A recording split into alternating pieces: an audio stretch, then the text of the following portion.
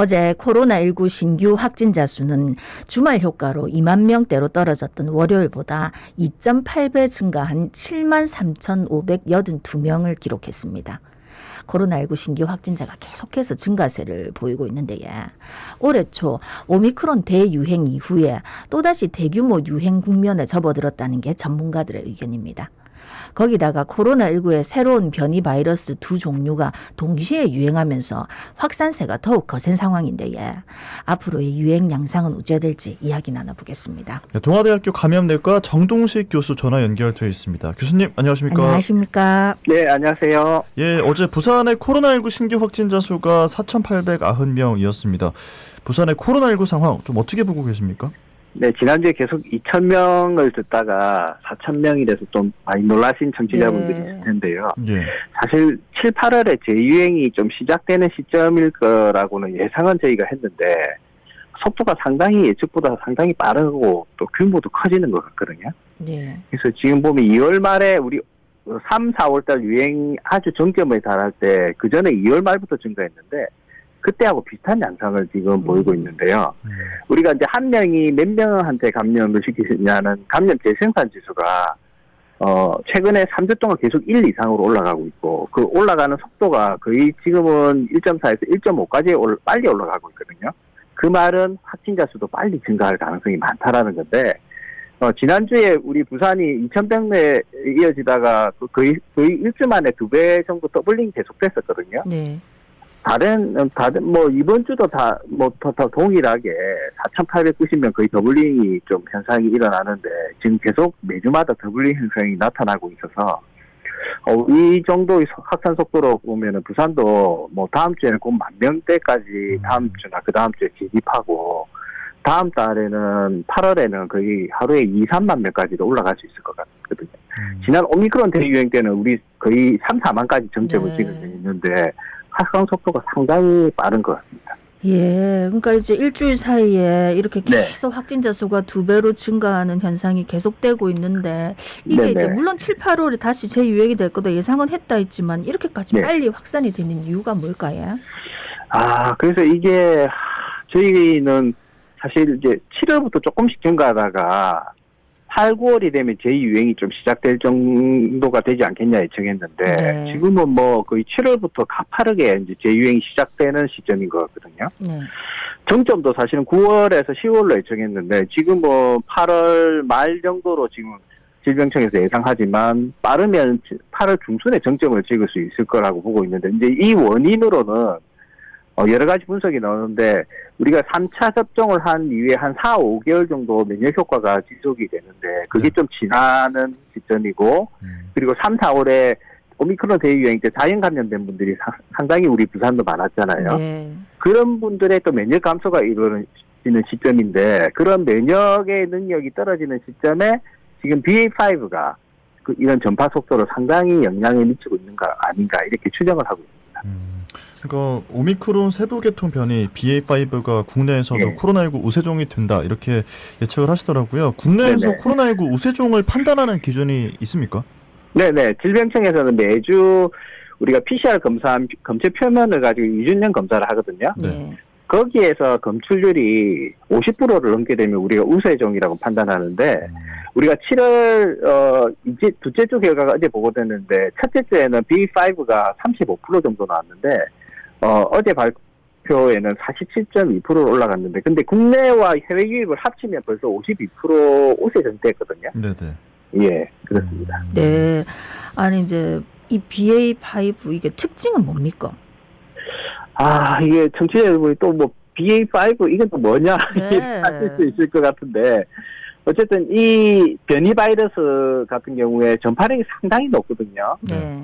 항상 제가 또 전파력이 높다는 말을 계속 하다 보니까 청취자 여러분이 뭐 항상 높은 거 아니냐 이래 생각하실 수 있는데 우리가 이제 기초 감염 재생산 지수가 우한 초기 바이러스가 한 명이 한 2, 3명 정도 전파시키는데 네. 우리가 델타 변이는 5, 6명 정도라고 보고 있거든요. 네.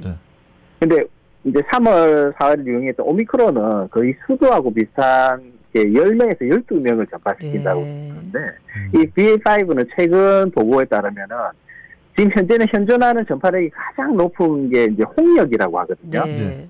홍역이 우리가 한 18 정도 됩니다. 그러니까 2, 3에서 시작해가 지금 18까지 올라왔는데요. 그 정도의 전파력을 가지고 있다라고 할 정도의 전파력이 높고요. 네. 대신 뭐 이 정도면 거의 뭐 차단은 불가능이라고 봐야 될 것 같은데 그러면 대응하는데 가장 중요한 거는 중증도 치명률이 얼마나 중요한지인데 이 부분은 아직 연구 결과를 좀 봐야 되지만 델타하고 오미크론 사이가 되지 않을까라고 추정은 하고 있습니다. 네. 그렇군요. 전파력이 굉장히 높기 때문에 네. 주의가 좀 필요하다 이런 말씀이신 것 같아요. 근데 최근에 또 발견된 코로나19 변이 바이러스 켄타우로스 BA.2.75 이건 또 어떤 특징을 갖고 있습니까? 우리가 이제 BA.5는 BA.1 오미크론 하이 변이 바이러스라고 보는데 네.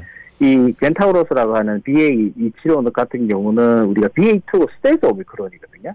네. 스텔스 오미크론이 또 하이 변이로 나온 거라고 보는데 지난 6월에 인도에서 처음 보고되고 지금 벌써 인도는 우세종이 된 변이 바이러스인데 네.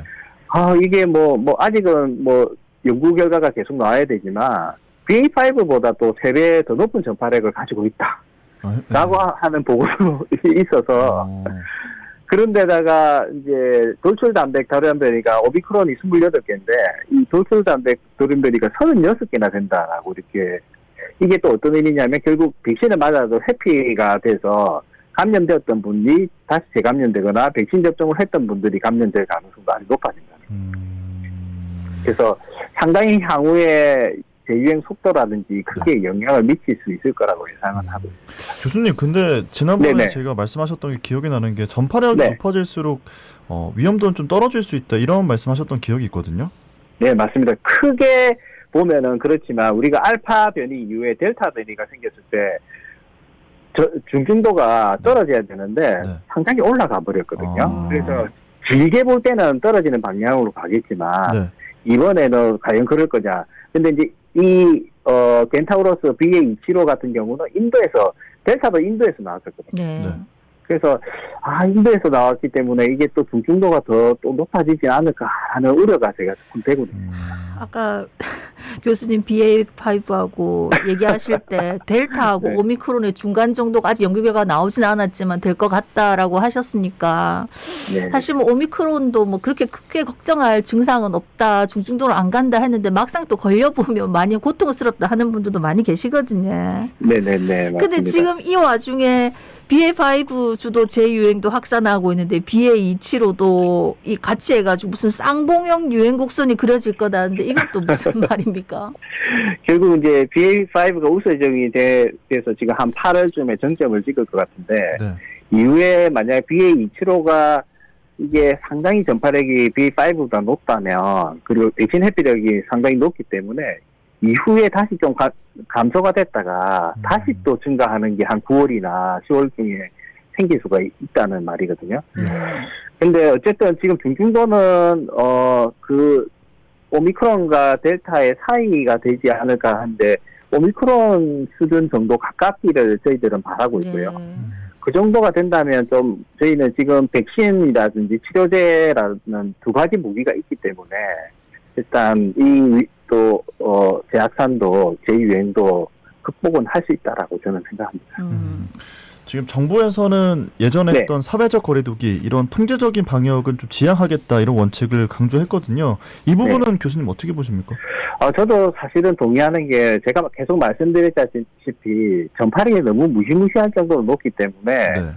이게 거리두기를 제한하는 영업 제한하고 몇 명을 모이는 걸 제한하고 이걸로 해가지고 막을 수가 없다라고 생각하고 물론 유행의 규모를 좀 느리게 할 수 있는 부분은 있을 텐데 그런 부분에서는 너무 우리 소상공인 분들이 그동안 너무 고생을 하셨고 그리고 효과도 적은 상황에서는 네. 이런 거리두기보다는 오히려 이제 백신과 치료제를 충분히 잘 활용할 수 있도록 하고 그리고 사실 60세 이상에서 사실 치사율이라든지 중증도가 많이 올라가거든요. 네네. 그래서 60세 이상에서는 4차 접종률을 지금 한 30%밖에 안 되는데 좀 더 접종률을 올리고 그리고 좀 증상 있을 때 좀 신속히 진단해서 치료하는 시스템이 돼야 될 것 같습니다. 그래서 사실 선별 진료소도 좀 더 빨리 확대를 했으면 하는 마음이 있고 그리고 일반 의료 병의원에서도 호흡기 진료센터를 좀 더 확대해서 좀 일반 의료 시스템에서 빨리 진단하고 치료할 수 있는 그런 시스템이 된다면 거리두기를 너무 강화시키는 것보다는 그런 방법으로 흘러가는 게 좋다라고 생각합니다.